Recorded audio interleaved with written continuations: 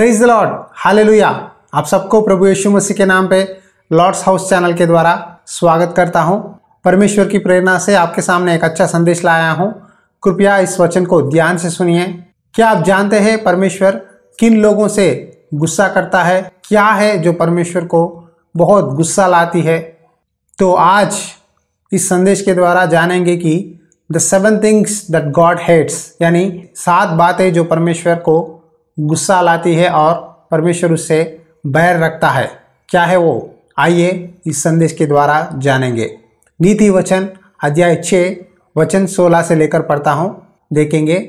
6 वस्तुओं से यहोवा बैर रखता है, वरन 7 है जिससे उसको गुनाह है, अर्थात घमंड से चढ़ी हुई आंखें, झूठ बोलने वाली जीभ और निर्दोष का लहू बहने वाले हाथ, अनर्थ कल्पना गाड़ने वाला मन, बुराई करने को वेग दौड़ने वाले पांव, झूठ बोलने वाला साक्षी और भाइयों के बीच में झगड़ा उत्पन्न करने वाला मनुष्य। यहाँ 7 बातों के बारे में लिखा गया है। क्या है वो? पहला है घमंड से भरी हुई आंखें। देखो, जो व्यक्ति नम्र रहता है परमेश्वर उसे ऊंचे स्थान में रखता है। जो व्यक्ति घमंड करता है परमेश्वर बहुत उससे बैर रखता है। आज बहुत से लोग अपने फेम के कारण, अपने पैसों के कारण, अपने पोजीशन को देखकर प्राउडिश घमंड करते हैं। मुझे क्या, मुझे सब है, मेरे पास पैसा है, मेरे पास प्रॉपर्टी है, मेरे पास पोजीशन है, मेरे पास पावर है। पावर कितने दिन रहेगा? एक पॉलिटिशियन को कितने साल पावर रहेगा? 5 साल। उसके बाद क्या होगा? जब वो अपने सीट में से, अपने पोजीशन में से उतर जाएगा, उसका काम क्या होगा? फिर सबके साथ नॉर्मल बन जाएगा। लेकिन परमेश्वर चाहता है कि हम किसी भी परिस्थिति में हो, हम नम्र रहे। बाइबल में एक बात है, जो अपने आप को नम्र बनाता है परमेश्वर उसे ऊंचे स्थान में रखेगा, लेकिन जो अपने आप को ऊंचा करता है परमेश्वर उसे नम्र करेगा। देखो, परमेश्वर चाहता है कि आप जो भी परिस्थिति में हो आप नम्र रहे। शैतान जो कि लूसीफर, वो भी स्वर्ग में परमेश्वर का दूत था। जब वहाँ स्वर्गदूत परमेश्वर की महिमा करते थे, लूसीफर ने सोचा कि सब लोग मेरी ही कर रहे हैं, क्योंकि परमेश्वर के सामने मैं भी खड़ा हूँ, मैं परमेश्वर के सामने प्रधान गायक हूँ समझकर अपने आप को घमंड करने लगा। उसके मन में घमंड उत्पन्न हुआ। तुरंत जब परमेश्वर ने उसे देखा, वो स्वर्ग से नीचे गिर गया। देखो, घमंड एक व्यक्ति को नीचे गिरा देती है। कभी भी मत सोचिए मुझे ज्ञान है, मुझे बुद्धि है, मैं जो चाहे वो कर सकता हूँ, मेरे पास बहुत पैसा है, मैं जो चाहे वो कर सकता हूँ, मैं जो चाहे वो खरीद सकता हूँ, जिसको चाहे उसको मैं मोल सकता हूँ। इस तरह घमंड मत करिए, क्योंकि परमेश्वर इन जैसे लोगों से बैर रखता है। कभी भी किसी भी बात पर घमंड मत करिए। पौलुस कहता है, अगर घमंड करना है तो परमेश्वर के लिए मैं घमंड करूंगा, क्योंकि परमेश्वर ने मुझे चुना है, परमेश्वर ने मुझे उद्धार के बारे में, परमेश्वर के वचन को जानने में परमेश्वर ने मुझे एक रास्ता दिया है, अनंत जीवन दिया है। इन बातों पर आप आनंद करो, लेकिन किसी भी सांसारिक चीज़ों पर घमंड ना करना, क्योंकि घमंडी आंखों को परमेश्वर बैर रखता है। और दूसरी बात है झूठ बोलने वाली जीभ। आज क्रिश्चियंस बोलते हैं, मसीही कहते हैं, कितने लोग कलीसिया से घर जाने के बाद झूठ बोलते हैं, छोटे छोटे बातों में झूठ बोल देते हैं और कहते हैं चुपके से बोल दिया मैंने, मेरा इंटेंशन वो नहीं था, मैं भलाई के लिए बोल रहा हूँ। शायद 100 झूठ बोले, लेकिन एक अच्छी शादी करनी चाहिए, लेकिन ये ठीक नहीं है। आप हाँ या ना बोलिए, उससे ज़्यादा जो भी आप बोलते हैं वो सब शैतान से होता है, क्योंकि शैतान झूठ का पिता है। आप जब झूठ बोलते हैं तो आप शैतान के संबंधी हैं, लेकिन परमेश्वर के संबंधी नहीं है। याद रखिए, किसी भी बात पर झूठ मत बोलिए। शायद वो कितना भी खतरा हो, उसके द्वारा कितना भी आपको लाभ हो, झूठ मत बोलना, क्योंकि झूठ बोलने वाले स्वर्ग के राज्य में प्रवेश नहीं कर सकते। जीभ छोटा सा अंग है, लेकिन उस जीभ के द्वारा आप नरक जा सकते हैं। अपना मुंह से कभी भी झूठ मत बोलिए। परमेश्वर झूठ बोलने वालों से गुनाह करता है। परमेश्वर से प्रार्थना करिए, मैं झूठ बोलना रोक नहीं सकता, मेरे मुंह में से झूठ निकाल दे, सच्चाई बोलने के लिए सहायता कर, कहकर उपवास रहकर प्रार्थना करो, ज़रूर परमेश्वर आपको इस बलहीनता से छुड़ाएगा, आप परमेश्वर के सामने पवित्र बनेंगे। और तीसरी बात है निर्दोष का लहू बहने वाला हाथ। देखो, कैन और हाबिल दोनों भाई है, लेकिन परमेश्वर ने हाबिल का बलि को स्वीकार किया, लेकिन कैन का बलि को स्वीकार नहीं किया। इसीलिए कैन ने अपने भाई हाबिल पर गुस्सा रखकर उसे मार दिया। एक निर्दोष का लहू परमेश्वर से दुहाई दे रहा है, देख पर परमेश्वर, मेरे भाई ने मुझे हत्या किया है। परमेश्वर से हाबिल की लहू दुहाई दे रही है। परमेश्वर ने इस बात को देखकर कैन पर बहुत गुस्सा किया। तूने ऐसा क्यों किया? तेरे भाई का लहू मुझे दुहाई दे रहा है। तूने एक निर्दोष का लहू को इस पृथ्वी पर बहाया है। तू जो भी किया है वो ठीक नहीं है। परमेश्वर ने कैन को श्राप दिया। देखो, लोग पैसों के लिए दूसरों को मारते हैं। कितने लोगों ने पैसे लेकर दूसरों को मारा है? क्या ये सही है? देखो, आप मेहनत करके कमाओ और अपने परिवार के पालन पोषण करो, लेकिन दूसरों को घात करके एक निर्दोष व्यक्ति का लहू बहाकर उस पैसों से अपना परिवार चलाना, उस पैसों से अपना ज़िंदगी चलाना, वो आपको अच्छा नहीं है। वो एक लहू का पैसा है।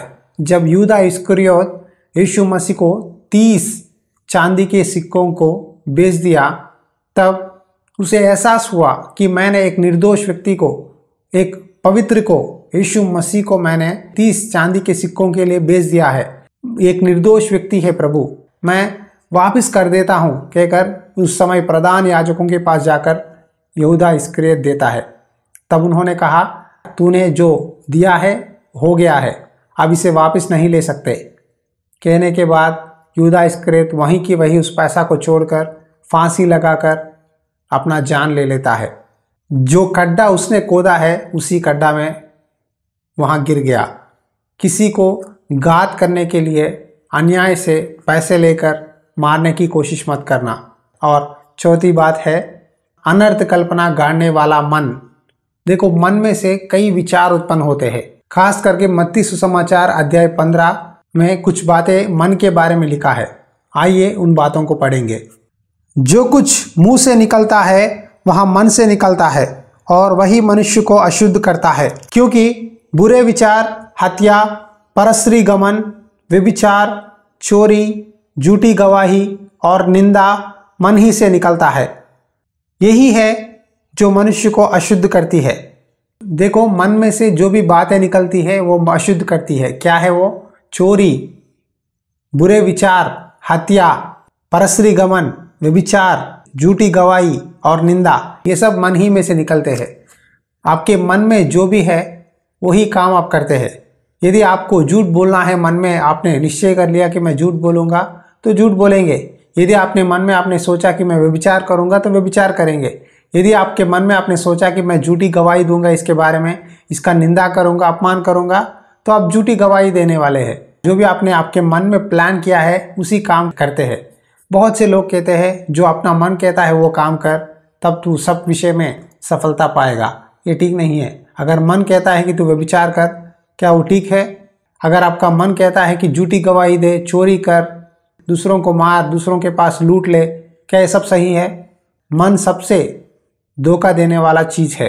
इसीलिए परमेश्वर चाहता है कि आपका दिल परमेश्वर के हाथ में रखे। नीति वचन में एक बात लिखा है, हे मेरे पुत्र, मेरी शिक्षा को ना भूलना, अपने हृदय में मेरी आज्ञाओं का पालन करना। देखो, दिल में जब आप परमेश्वर की आज्ञा का पालन करने के लिए निश्चय करते हैं तो परमेश्वर की आशीष पाते हैं। लेकिन बहुत से लोग अपने मन में रॉन्ग थॉट्स, रॉन्ग प्लान्स, दूसरों को नाश करने के लिए कुछ कल्पना योजना बनाते हैं और उसमें लग जाते हैं। परमेश्वर इन लोगों से बहुत नफरत करता है। और पांचवी बात है बुराई करने को वेग दौड़ने वाला पाँव। देखो, कुछ लोग पाप करने के लिए बहुत आगे दौड़ते हैं, किसी को नुकसान करने के लिए, किसी को लूटने के लिए, किसी के जीवन को बर्बाद करने के लिए बहुत आगे दौड़ते हैं। पाप करने के लिए नहीं, भलाई करने के लिए जाना है। आप दूसरों को भलाई करो, हो सके तो भलाई करो, लेकिन किसी का बुराई मत करो। जो भी अपने पैरों से पाप करने के लिए, दूसरों को नुकसान करने के लिए दौड़ता है, परमेश्वर उन लोगों से गुनाह करता है। और छठी बात है झूठ बोलने वाला साक्षी यीशु मसीह को क्रूस पर चढ़ाने के लिए, उनको मारने के लिए उस समय कैफा और अन्ना और कई प्रधान याजकों ने झूठों साक्षियों को उठाने की कोशिश करने लगे। एक व्यक्ति ने कहा, ये यीशु मसीह ने कहा कि इस परमेश्वर का मंदिर को 3 दिन में गिरा देगा। इस तरह कई झूठे साक्षियों को उठाने की कोशिश करने लगे, लेकिन एक भी झूठी गवाही ठहर नहीं सकी, क्योंकि प्रभु सच्चे हैं। प्रभु जो भी कहते हैं वो सच्चाई बोलते हैं। परमेश्वर के विरुद्ध जिसने भी झूठी गवाही देने लगे वो नाश हो गए। आज अदालत में बहुत से लोग दूसरों पर झूठी गवाही देते हैं, पैसे लेकर झूठी गवाही बताते हैं। देखिए, दूसरों को भलाई करो, लेकिन झूठी गवाही देकर उनका जीवन बर्बाद मत करो। परमेश्वर इन लोगों से बहुत गुनाह करता है। आज यूट्यूब में, सोशल मीडिया में वायरल कहकर बहुत लोगों के बारे में झूठी गवाहियाँ देते हैं, झूठे स्टोरीज तैयार करते हैं, वायरल बोलते हैं और उनका समय और उनका जीवन को, उनकी लाइफ को बर्बाद कर देते हैं। ये करना सही नहीं है। पैसों के लिए हो या पॉपुलैरिटी के लिए हो, किसी भी बात के लिए दूसरों पर झूठी गवाही देकर, झूठा इंतज़ाम लगाकर अपनी और लोगों को खींचना ठीक नहीं है। ये परमेश्वर के नज़र में पाप है। और आखिर बात है, भाइयों के बीच में झगड़ा उत्पन्न करने वाला मनुष्य। बहुत लोग क्या करते हैं, यहाँ के बातें वहाँ, वहाँ के बातें यहाँ। पुराने दिनों में गली में आसपास घर के स्त्रियां क्या करते हैं, अपने घर का कहानी दूसरे के घर में, दूसरे के घर के कहानी दूसरों के घर में, इस तरह एक एक घर में गॉसिप्स बोलकर इनको लड़ाइयाँ झगड़े रखते हैं। लेकिन अब व्हाट्सएप के द्वारा, फेसबुक के द्वारा, मीडिया के द्वारा, मैसेजेस के द्वारा एक की कहानी दूसरों को बताना, दूसरों की कहानी और एक को बताना, इस तरह गॉसिप रखकर एक दूसरे में लड़ाइयाँ उत्पन्न करते रहते हैं। ये भी परमेश्वर के नज़र में पाप है। देखो, अगर किसी भी व्यक्ति के बारे में आपने सुना है तो उनके बारे में दूसरों को मत बताना, उनके लिए प्रार्थना करो या चुप रहो। हालांकि उनके बारे में दूसरों को बताना और दूसरों के बारे में इनको बताना और उनके बीच में लड़ाइयाँ रखना, और इन सब बातों पर परमेश्वर बैर रखता है। ये 7 बातों में एक कास है। क्या है मालूम है? आंखें, जीभ, मन, पाँव, हाथ। देखो, ये 5 चीज़ें आपको पाप करने में खींचती है। आपका शरीर आपको पाप करने के लिए प्रोत्साहन करता है। यदि उसी शरीर को आप परमेश्वर की स्तुति करने के लिए, उसी आंखों को परमेश्वर को देखने के लिए, उसी जीभ को परमेश्वर की स्तुति करने के लिए, उसी मन को परमेश्वर का वचन से भरेंगे, उसी पैरों को परमेश्वर की कलीसिया जाने के लिए, उसी हाथों को परमेश्वर की स्तुति करने के लिए इस्तेमाल करेंगे, तो आपका जीवन बदल जाएगा। पाप के लिए नहीं, भलाई करने के लिए कोशिश करो। 7 बातें जो परमेश्वर बैर रखता है, उन बातों को मैंने बताया है। यदि आप इन 7 बातों में से किसी भी पाप में है, यदि आप झूठ बोलते हैं, झूठी गवाही दे रहे हैं, या निर्दोष का लहू बहाया है, या भाइयों के बीच में आपने झगड़े उत्पन्न किए हैं, या घमंड से देखते हैं, झूठ बोलते हैं, या अनर्थ कल्पना को अपने मन में रखते हैं, तो आपके लिए परमेश्वर कहता है कि इन बातों से मैं बैर रखता हूँ, इन बातों को मत करना। लेकिन परमेश्वर की बात मानना, पाप से दूर रहो, तब आप अनंत जीवन पाएंगे। आइए एक छोटी सी प्रार्थना करेंगे इस संदेश के बारे में। मेरे साथ आप भी प्रार्थना में जुट जाइए। प्रार्थना। अनुग्रहकारी दयालु परमेश्वर, इस संदेश के द्वारा हमने सीखा है पिता कि तू 7 बातों से बैर रखता है। परमेश्वर, जो भी ये संदेश सुन रहे हैं उनको मदद कर पिता, अपने आंखों से, अपने मन से, अपने जीभ से, अपने हाथों से, अपने पाँवों से झूठी गवाहियाँ देना, निर्दोष का लहू बहाया हो, या दूसरों पर झूठी गवाही दिया हो, या भाइयों के बीच में झगड़ा उत्पन्न किया हो, अपने मन में अनर्थ बातों से भरा हुआ हो, प्रभु घमंड से देखे हुए आंखें हो, या झूठ बोलने वाला जीभ हो, इन 7 बातों को उनके जीवनों में से, उनके दिलों में से निकाल दे पिता। उनके पापों को दो परमेश्वर, उनको एक नया जीवन दे पिता। तू चाहता है कि हम सब तेरी बात माने, तेरी इच्छा के अनुसार हम जीवन बिताए, पाप से दूर रहे, तभी हम सब अनंत जीवन पाएंगे। परमेश्वर, इस समय प्रार्थना करता हूँ पिता, जो भी ये संदेश सुन रहे हैं उनको याद कर। यदि उन्होंने इन 7 बातों में से किसी भी पाप किया हो तो उनको माफ़ कर, उनको पश्चाताप करने के लिए तेरे सामने आकर एक मौका मांगकर प्रभु अपना जीवन सुधारने के लिए सहायता कर। प्रभु ये प्रार्थना सुन पिता, उनके जीवनों को बदलाकर शांति समाधान दे, प्यार दे, आत्माओं का फल लाने के लिए सहायता कर। तेरी पवित्र आत्मा भरपूरी से उनके ऊपर उंडेल कर उनका जीवन बदला और एक अच्छे गवाही की तरह बना।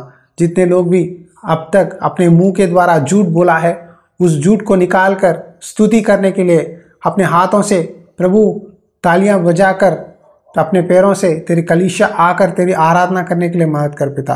अपने मन में अच्छे बातों से वचन से भरने के लिए सहायता कर। तेरी शिक्षा को, तेरी आज्ञा का पालन करने के लिए मदद कर। तेरी स्वर्ग के वारिस होने के लिए सहायता कर। ये प्रार्थना यीशु मसीह के नाम पे विनती करते हैं पिता, आमीन। प्यारे भाइयों और बहनों, यदि आपने इन 7 बातों में से किसी भी पाप किया हो, माफ़ी मांगो, पश्चाताप करो, तो ज़रूर परमेश्वर आपको नया जीवन देगा। प्लीज़ इन संदेशों को शेयर करो, लाइक करो, और यदि आपने अब तक सब्सक्राइब नहीं किए हैं तो लॉर्ड्स हाउस चैनल को सब्सक्राइब करो, ताकि और भी नए संदेशों को लाएंगे। यदि आपके कोई सवाल हो तो मैसेज कीजिए। इस सेवकाई में आप सपोर्ट करना चाहते हैं तो नीचे दी गई व्हाट्सएप नंबर पर आप मैसेज कर सकते हैं, ताकि परमेश्वर की सेवकाई और भी आगे बढ़ सके। प्रभु की इच्छा हो तो और एक संदेश के द्वारा फिर से आपके साथ मुलाकात करूंगा। God bless you.